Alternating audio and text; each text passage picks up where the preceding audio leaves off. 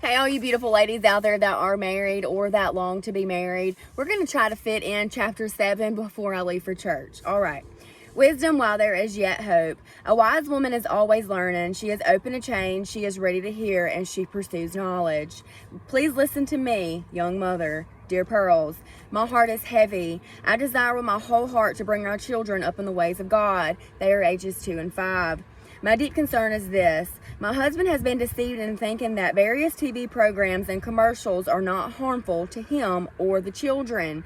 He lets the fact that they are humorous dismiss the fact that they are crude and subtly being used to chip away at our spirit of our family. I have to work part-time in the evening, and I worry about what is being shown on the idol of our TV in our home. I have shared my concern with him, and sorry to say, have nagged some too. But he is just not as convinced as I am about this issue.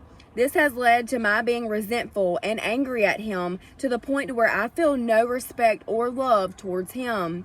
I'm committed to my vows though. Can you offer any advice or help me in any way? I even feel I must have married the wrong man.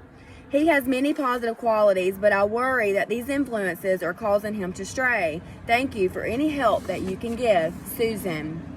Dear Susan, just imagine what it would be like if your husband just disappeared one day. No more bad commercials, no questionable TV, no warm beds, just lots of long, lonely nights and days of toil at a job away from the children. The children will not be with their father who is watching TV. They will be with a babysitter who is taking care of them for money. You will wonder if the babysitter is having her boyfriend over for a little sex in the bedroom while the kids watch TV alone.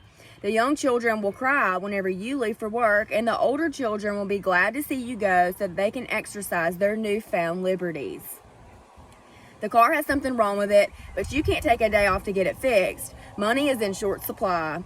You discover that the social circle for a divorced woman with kids is rather small. Then the kids get the flu, and the babysitter refuses to work because she is not going to take the chance of getting the flu for a few measly dollars. For a year or two, your ex gets the children for the weekend. You have no control over what they do, but you are too tired to care anymore. In time, the child support you thought was required by the law stops coming because your husband has left the state with another woman. Now, Susan, let's come back to the present. If you continue to dishonor your husband, the above scenario will likely become your own personal nightmare soon. You describe yourself as resentful and angry. Your soul is being slowly molded into a bitter person. Your letter reveals that you have already considered that your marriage could end over this issue. I have seen it happen hundreds of times. People will ask why he left you, and you will righteously tell them that he got involved with another woman. But the truth is, you ran him off because he watched commercials that you declared unrighteous. You left his heart, and he has left you emotionally, all because of your playing the Holy Spirit. Remember, you told me that you didn't feel love or respect for him and even wondered if he was the right man for you after all. You have telegraphed your thoughts to him, and be assured he is wondering the same thing about you right now. Listen to me, young mother. Do not play the fool. You don't know how bad it can get. The devil would love to steal your children's souls, and he will not do it through your husband's TV. He will do it through your dishonor.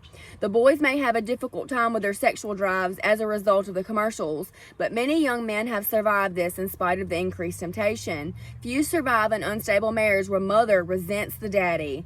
Your attitude has done nothing to stop the children's exposure to temptation. Just think. If you had lower expectations, you would permit yourself to love and honor your husband, and the children would be better for it. When God gave Eve to Adam, he was giving him a helper, not a conscience. Adam already had a conscience before his wife was ever created. I'm not suggesting that you should have lower standards. In fact, your husband obviously should have higher standards, but your nagging and criticism have the opposite effect of producing righteousness. Yes, Ideally, if you could hold your standards, hold your tongue, and hold your man, in time you might be able to push forth an appeal to him that does not offend him. As things are today, you will continue toward divorce, or you will get on the road toward a heavenly marriage by honoring your man. It's a no-brainer. Debbie. Alone.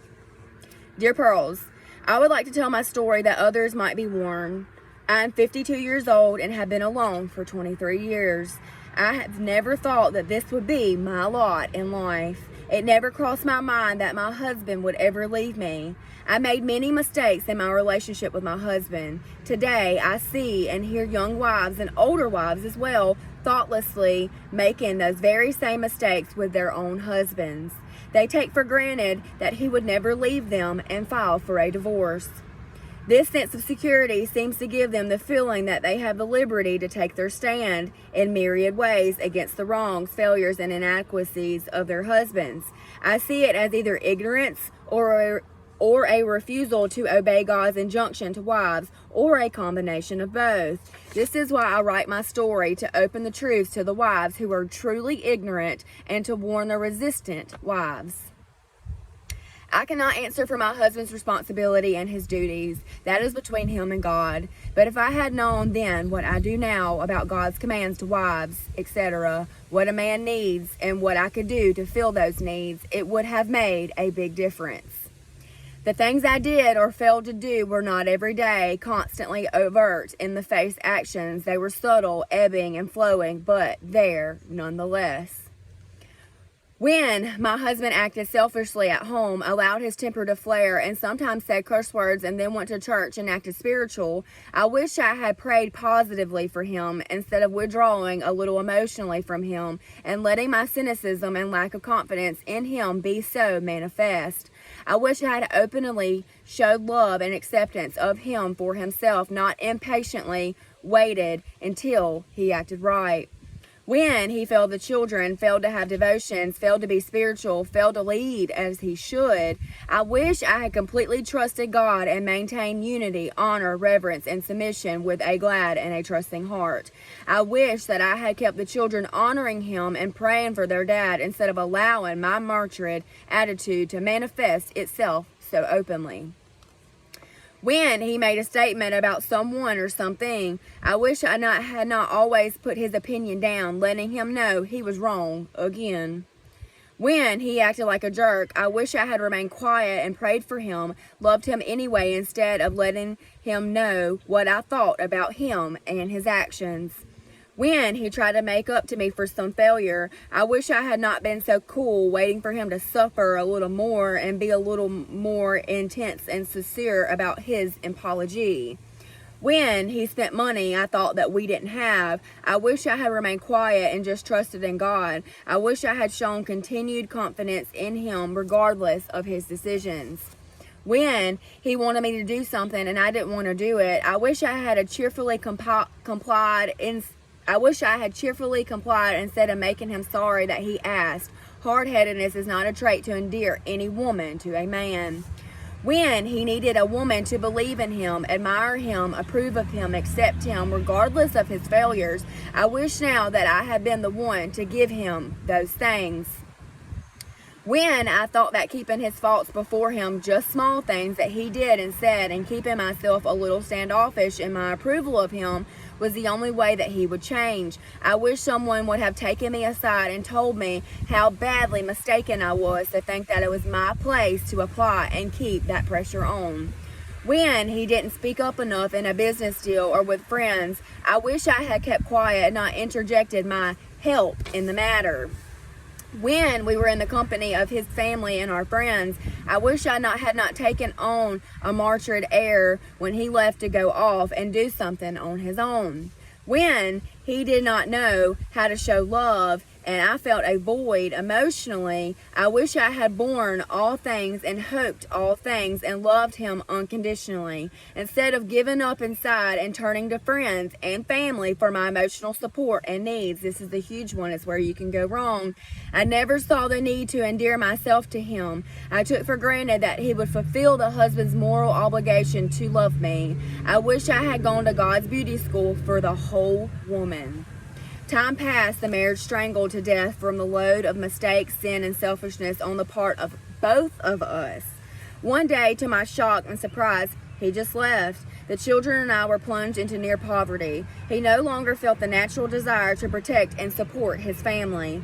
I received the minimum child support, and it was never enough. When the house and the car needed repairs, there was little to no money to have the work done. Things slowly fell apart. People would help, but no one quite knows what to do with broken families. I dreaded the summertime. As I drove away to work in the mornings, I agonized over my children having to stay in the house behind locked doors for 10 hours a day whenever I couldn't afford a babysitter or find someone trustworthy enough to watch them. They were too old for child care centers and still too young to be left all day. At the beginning, when my children were sick, there was no one to stay with them unless I took off of work. Then the week-long flu would hit, and my time off work would mean my job. I had no real job training, so I started off in entry-level positions that hardly paid. I became ill with a long-term debilitating condition made worse by stress, but had to continue to go to work every day. I had no choice. But God was faithful to us, and we never went hungry or cold. Loneliness at home, the feelings of rejection and abandonment, and the financial struggles, however, were there every day, year after year. I know my life could have been so very different if early in my marriage I had known of and obeyed God's plan for the wife. Some of you don't believe that this could happen to you. In fact, you may very well be thinking that it would be a relief if you could get him out of the house. You think, well, I'm healthy and strong. I'm emotionally secure. I can handle it.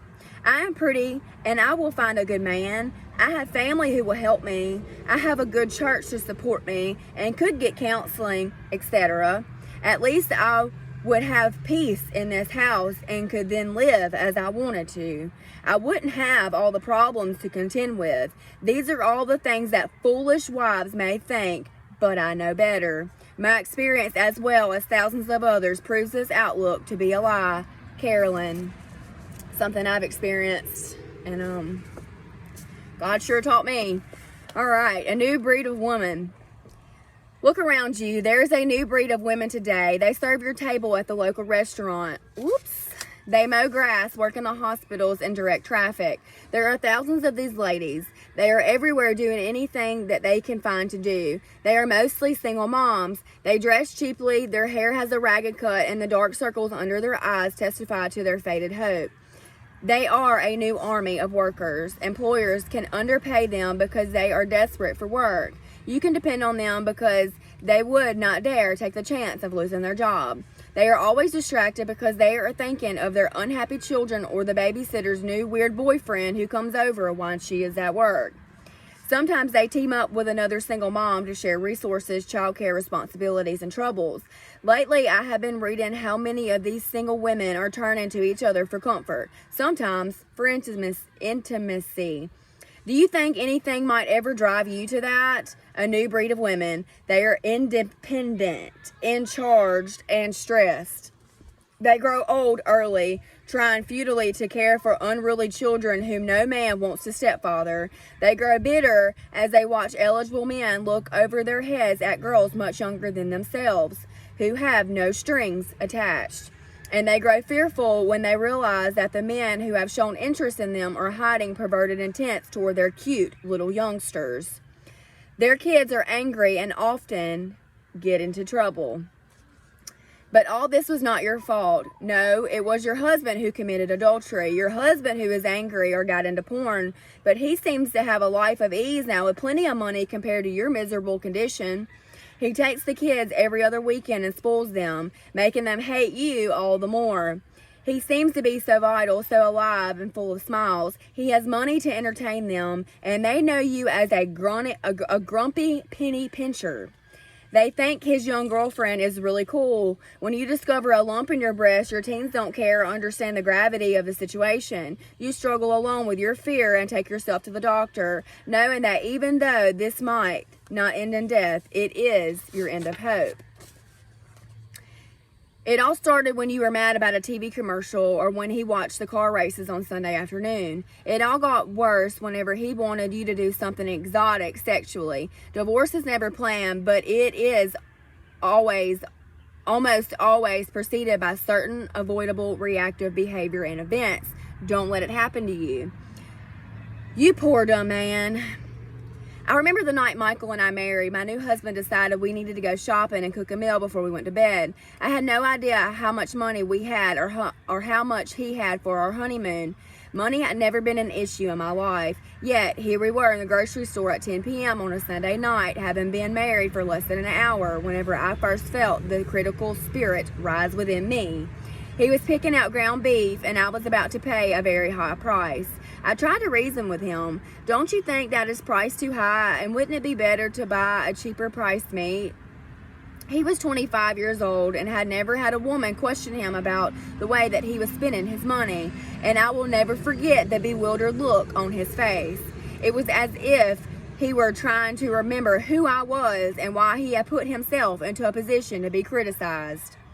I must have sounded as though I was patronizing him, speaking to him as if he were a stupid kid, because that is how I felt about what he was doing.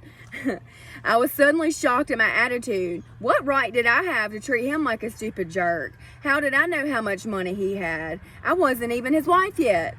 In the biblical sense, yet here I was thinking, you stupid nincompoop. I wouldn't spend my money like that. Satan didn't even give me a chance to get properly bedded before he introduced himself to me, just as he did to Eve, and I, like my big sister Eve, fell for his line. I was amazed at my critical spirit. There, standing at the meat counter, I made up my mind I would not allow this to be the story of my life. I would learn to be a woman of God, regardless of what my husband bought or how dumb he seemed to be in the way that he spent his money. What did you practice today? Were you mad at your husband this week over something that he did, like being late, speaking to you rudely, or yelling at the kids? Did you seethe with bitterness and intentionally avoid looking into his eyes so as to express your disdain? You know what I'm talking about. You remember the ugliness of your own heart and soul. Yes, your husband deserved it. Yes, it is your right. But is there any satisfaction in your punishing responses? Does he now bend to your anger and do better in hopes of escaping your condemnation? He practices his faults and you practice your bitterness. You are both practicing divorce. Your children watch and are practicing being poor future mothers and fathers. Stinking thinking. Anxiety attacks, depression, somber moods, feelings of not being in control of your mind, unfounded fears, and bursts of anger all start in the mind. They are what you have allowed yourself to become through your 40,000 daily thoughts. By reacting the same way repeatedly, you establish habits that become so much a part of you that they seem to be organic, a part of your physical makeup. Any cigarette smoker will tell you how powerful an addiction can be. Stinking thinking is an addiction that will grow into a habit that it controls the body and deceives the mind. God warns us to guard our minds. Let this mind be in you, which was also in Christ Jesus. Philippians 2:5. For as he thinketh in his heart, so is he. Proverbs 23:7. Keep thy heart with all diligence, for out of it are the issues of life. Proverbs 4:23. Have you forgotten why you were created? Please come to Jesus just as you are and say to him, from this day forth, I want to be the helpmeet that you created me to be. Tell him. He is waiting to forgive and love you. God's way works. I know I have been hard on you, but no harder than reality has been. For a moment, God has broken through your wall of excuses, and you now know that you are responsible. But he that heareth and doeth not, is like a man that without a foundation built a house upon the earth, against which the stream did beat vehemently, and immediately it fell, and the ruin of that house was great. Luke 6:49. For God hath not given us the spirit of fear, but of power and of love and of sound of mind. 2 Timothy 1:7. What is God's perfect will for your life? Check. To be a good helpmeet. And you can go back to your own Bible and your own version and look up those verses, because those are King James verses, and I'm not a huge fan of King James. So here's time to consider. You can screenshot this. I'm going to leave it up for just a few seconds so that way you guys can get it.